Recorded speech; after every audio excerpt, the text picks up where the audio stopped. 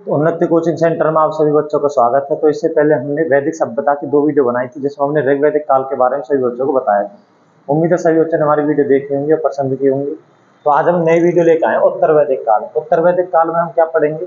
देखो, जो मैंने पहले पढ़ाया था वो था पूर्व वैदिक काल। पूर्व वैदिक काल में हमने 2 वीडियो में ऋग्वैदिक काल के बारे में पढ़ा था कि उसका कैसा जीवन होता था, ऋग्वेद में क्या क्या चीजें, ऋग्वेद के बारे में सारा कुछ वर्णन हमने पहली वीडियो में किया था। इस वीडियो में पढ़ेंगे उत्तर वैदिक काल। तो उत्तर वैदिक काल का जो समय था वो था 1000 से 600 ईसा पूर्व था। तो इसमें किस किस का? उत्तर वैदिक काल में सामवेद, यजुर्वेद और अर्थवेद, इन 3 वेदों का संस्करण हुआ था। इन 3 वेदों का संस्करण हुआ था। 3 वेद लिखे गए थे। कौन कौन से? मतलब सामवेद, यजुर्वेद और अर्थवेद। ये 3 वेद हमारे किसमें? उत्तर वैदिक काल में लिखे गए थे, जो कि जो पूर्व वैदिक काल में उसमें सिर्फ और सिर्फ ऋग्वेद की रचना हुई थी। इसी कारण ऋग्वेद को सबसे पुराना वेद कहा गया है और सबसे बड़ा वेद भी हमारा ऋग्वेद है। तो धीरे धीरे हम सामवेद क्या होता है, यजुर्वेद क्या होता है, अर्थवेद क्या होता है, इनके बारे में पढ़ते हैं। तो सबसे पहले हम पढ़ते हैं सामवेद के बारे में। तो जो सामवेद होता है, सामवेद को संगीत का जनक कहा जाता है। संगीत का जनक। तो जो संगीत का जनक किसे कहा जाता है? सामवेद को संगीत का जनक कहा जाता है। संगीत के हमारे 7 स्वर हैं। संगीत के हमारे 7 स्वर। संगीत के 7 स्वरों का वर्णन मिलता है। इसमें बच्चों में सामवेद में संगीत का जनक कहा जाता है। सामवेद को संगीत के 7 स्वरों का वर्णन मिलता है। संगीत में 7 स्वर होते, सा रे गा मा पा धा नी और सा। तो संगीत का, सामवेद को संगीत का जनक कहा जाता है। सबसे ज्यादा बार रिपीटेड होने वाला प्रश्न है एग्जाम में। दूसरे नंबर पर आता है यजुर्वेद। तो जो यजुर्वेद में क्या है? इसमें यज्ञ व अनुष्ठान का वर्णन मिलता है हमें। यज्ञ व अनुष्ठान का वर्णन।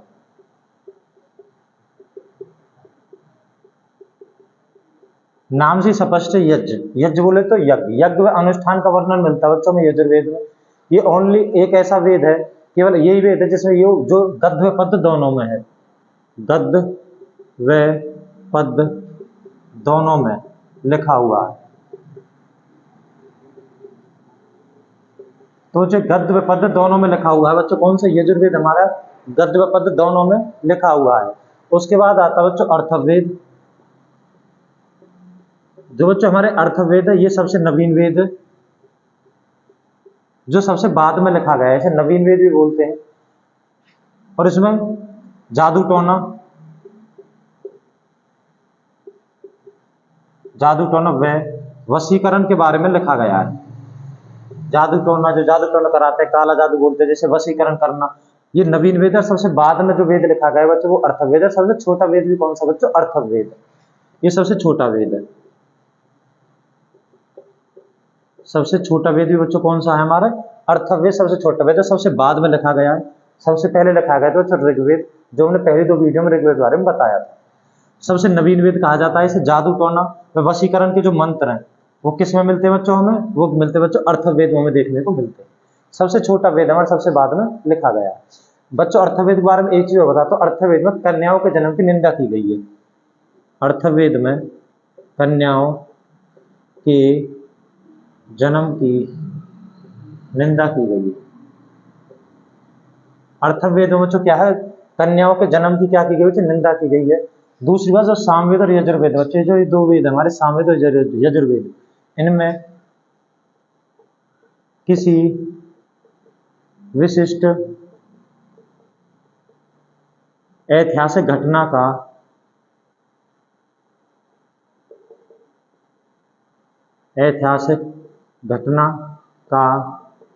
वर्णन नहीं मिलता। तो बच्चे सामवेद में और यजुर्वेद में हमें किसी विशिष्ट ऐतिहासिक घटना का वर्णन हमको नहीं मिलता है। तो बच्चों दोबारा से बताता हूँ, एक बार मैं रिपीट करता हूँ। सामवेद को संगीत का जनक कहा जाता है। जो संगीत के हमारे 7 स्वर, 7 स्वरों का वर्णन किसमें मिलता है बच्चों? में सामवेद में मिलता है। संगीत में 7 स्वर होते हैं। यजुर्वेद यज्ञ व अनुष्ठान के जितने भी मंत्र होते हैं, यज्ञ व अनुष्ठान का जो भी वर्णन है वो किसमें मिलता है बच्चों? यजुर्वेद में। यजुर्वेद एकमात्र ऐसा वेद है जो गद्य व पद्य दोनों में लिखा हुआ है। उसके बाद बच्चों हमारा आता है अर्थवेद, जैसे नवीन वेद कहा जाता है और सबसे बाद में लिखा गया है। इसे नवीन जादू टोना व वशीकरण के मंत्र किसमें बच्चों? अर्थवेद में है। सबसे छोटा वेद है और इसमें कन्याओं के जन्म की निंदा की गई बच्चों। दूसरी बात, सामवेद और यजुर्वेद में इनमें किसी विशिष्ट ऐतिहासिक घटना का कोई वर्णन बच्चों हमको नहीं मिलता है। तो ये हमारे अर्थवेद, सामवेद और यजुर्वेद के बारे में था बच्चों। तो बच्चे इससे आगे भी इसके बारे में पढ़ते हैं। सभी बच्चों को इसको स्क्रीनशॉट लेकर रखना चाहिए क्योंकि बहुत अच्छी चीज है। इसमें एक बोर्ड पे ही मैंने सारी चीजें लिखी हुई हैं। जैसे बच्चों पाठ कर, जैसे ऋग्वेद है हमारा, 4 प्रकार के वेद होते हैं बच्चों। ऋग्वेद हमारा, तो ऋग्वेद के पाठ करने वाले को क्या कहा जाता है बच्चों? होत्री कहा जाता है। उसी प्रकार सामवेद के पाठ करने वालों को क्या कहा जाता है बच्चों? उद्गाता या उद्धृत कहा जाता है। यजुर्वेद के पाठ करने वालों को क्या कहा जाता है? अध्वर्यु कहा जाता है बच्चों।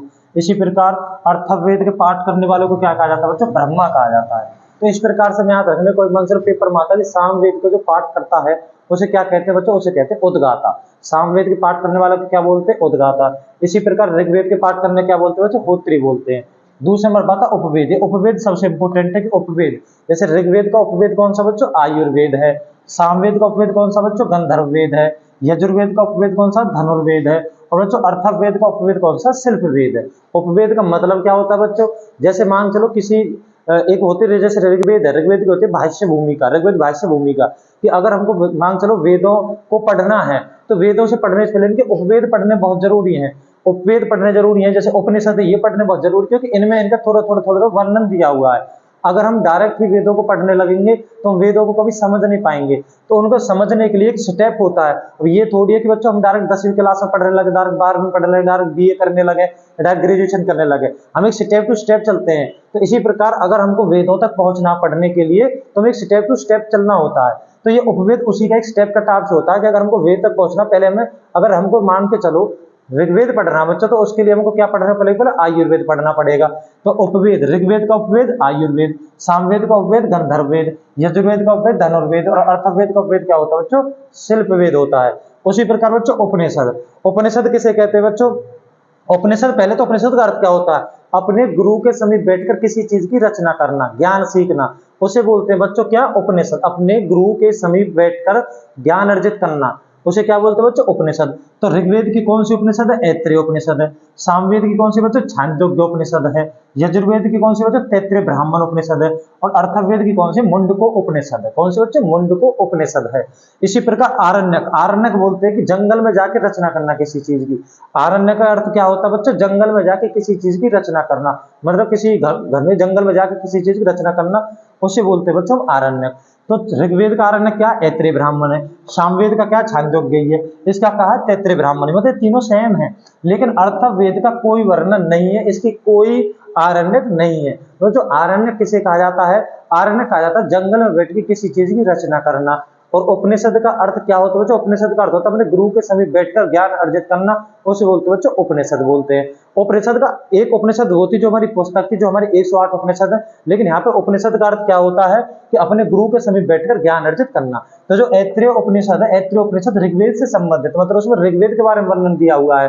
तो अगर हम ऐत्रेय उपनिषद पढ़ेंगे तो ही हम ऋग्वेद को समझ पाएंगे, अगर हम आयुर्वेद पढ़ेंगे तो ही हम ऋग्वेद को समझ पाएंगे। तो ये सारी चीज बच्चों, अगर कोई स्क्रीनशॉट लेना चाहे तो ले सकता है। सारी चीजों में तो प्रश्न, बहुत ज्यादा प्रश्न लेने से बनते हैं। इससे आगे पढ़ते हैं बच्चों। तो बच्चों मैं इसके बारे में भी, जीवन कैसा था इनका उत्तर वैदिक काल में, मतलब जो उत्तर वैदिक काल के लोग होते हैं उनका जीवन कैसा था, सबसे पहले पढ़ते हैं राजनीतिक जीवन बच्चों। राजनीतिक जीवन, तो जो राजनीतिक जीवन, मैंने आपको कल जब ऋग्वैदिक काल पढ़ाया था बच्चों, तो मैंने आपको उसमें एक चीज बताई थी कि जो ऋग्वैदिक काल था उसमें जो राजा का पद था, राजा का पद चुनाव होता था। और चुनाव कौन करती थी बच्चों? उसमें सभा और समिति मिलकर चुनाव करती थी। लेकिन बच्चों इसमें क्या था? राजा का पद वंशानुगत हो गया था। क्या हो गया बच्चों? राजा का पद राजा का पद क्या हो गया था बच्चों? वंशानुगत हो गया था राजा का पद। जबकि जो हमारा ऋग्वैदिक काल था, ऋग्वैदिक काल में क्या था बच्चों? ऋग्वैदिक काल में राजा का चुनाव सभा और समिति करती थी। तो इसमें राजा को ज्यादा महत्व दिया जाता था। तो उसमें राजा की स्थिति क्या थी बच्चों? कमजोर थी। ये इनमें अंतर था। जो सभा, समिति, विदथ और गण, ये चार जो संस्थाएं थी ऋग्वैदिक काल में, ऋग्वैदिक काल में इनकी ज्यादा मान्यता थी। सभा उसमें किसकी होती थी बच्चों?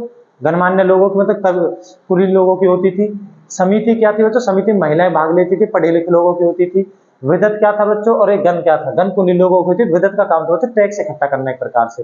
तो जो चार प्रकार जो समिति थी ये बहुत महत्व था इनका, ये बहुत मजबूत थी किस बच्चों, ऋग्वैदिक काल में। लेकिन उत्तर वैदिक काल में सभा, समिति, विदत और गण को कोई ज्यादा महत्व नहीं था, इनकी अच्छी स्थिति नहीं थी, सिर्फ नाम मात्र के लिए थी। और राजा पद क्या हो गया था, वंशानुगत हो गया था। जब बच्चों ऋग्वैदिक काल में क्या था, सभा और समिति क्या करती थी, राजा का चुनाव करती थी। जो पहले मैंने बताया था आपको, समिति विदत में इनमें महिलाओं को भाग लेने का अधिकार था, लेकिन यहाँ पे महिलाओं को भाग लेने का अधिकार छीन लिया गया। मतलब क्या कह सकते हैं कि महिलाओं की स्थिति में क्या आई थी बच्चों, गिरावट आई थी। जबकि ऋग्वैदिक काल में महिलाओं की स्थिति क्या थी बच्चों, अच्छी थी। ये इसमें अंतर था। जन का स्थान जनपद ने ले लिया था, जन का स्थान जनपद ने ले लिया था, जनपद ने ले लिया था। तो जन का स्थान किसने ले लिया था, जनपद ने ले लिया था। तो वंशानुगत राजा का पद हो गया था। तो महिलाओं की स्थिति में जो एक चीज थी बच्चों, बलि, मैंने आपको बताया था बलि नामक कर लिया जाता था।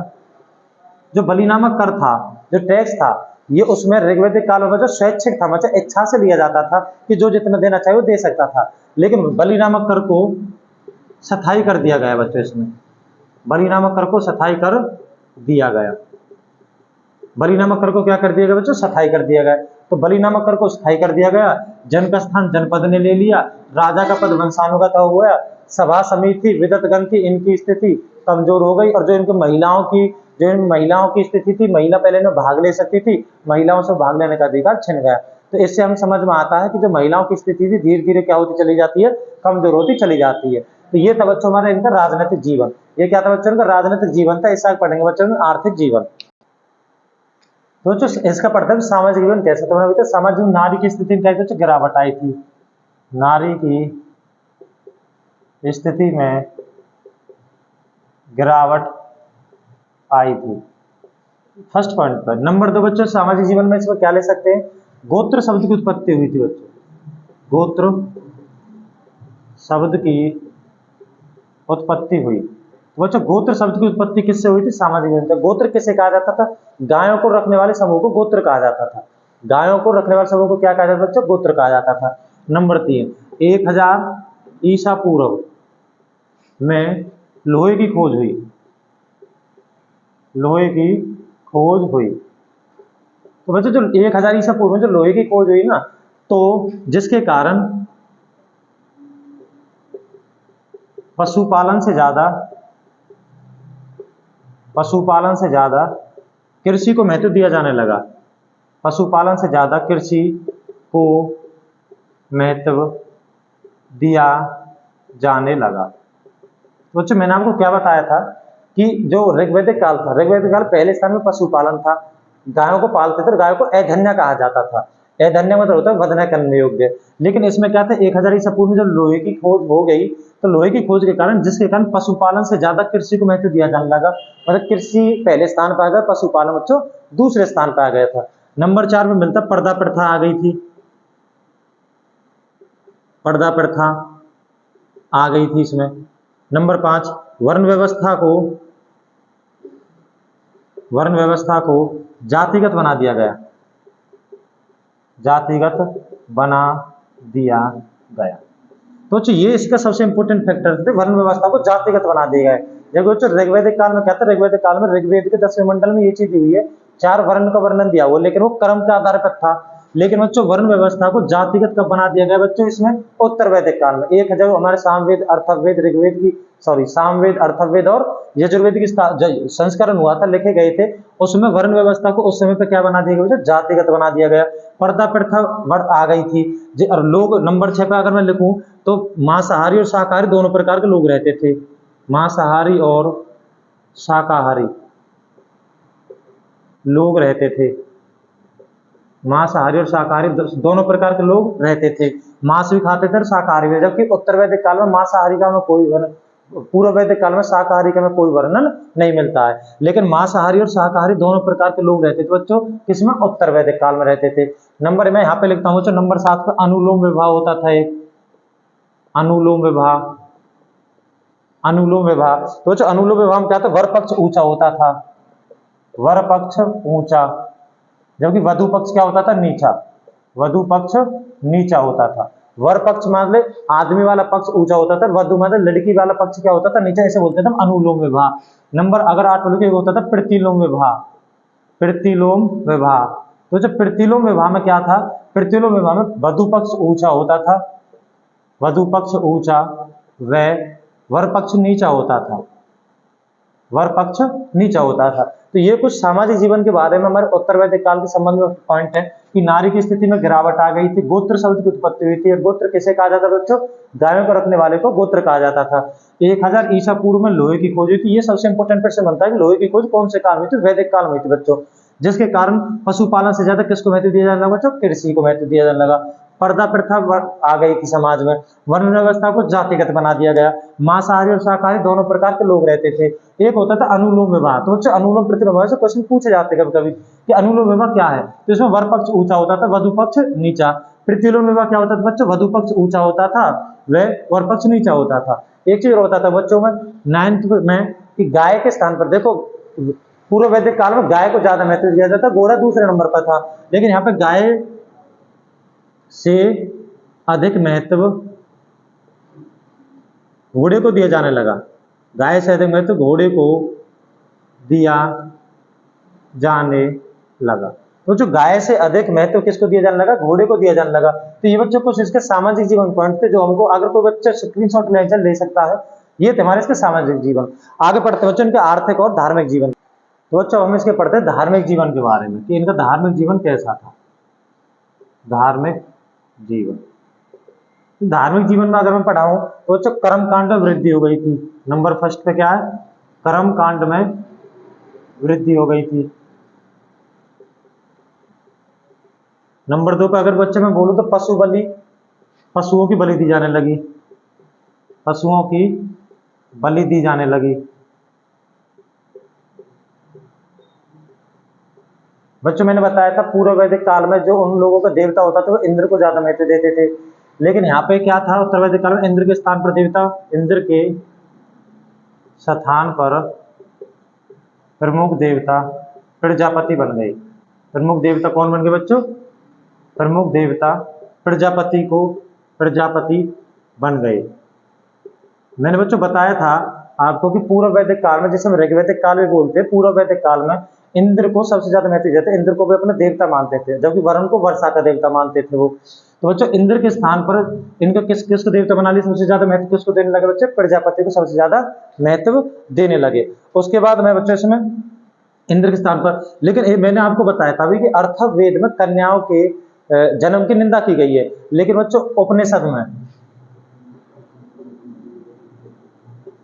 उपनिषद में कर्म कांडों की निंदा की गई है, निंदा की गई है।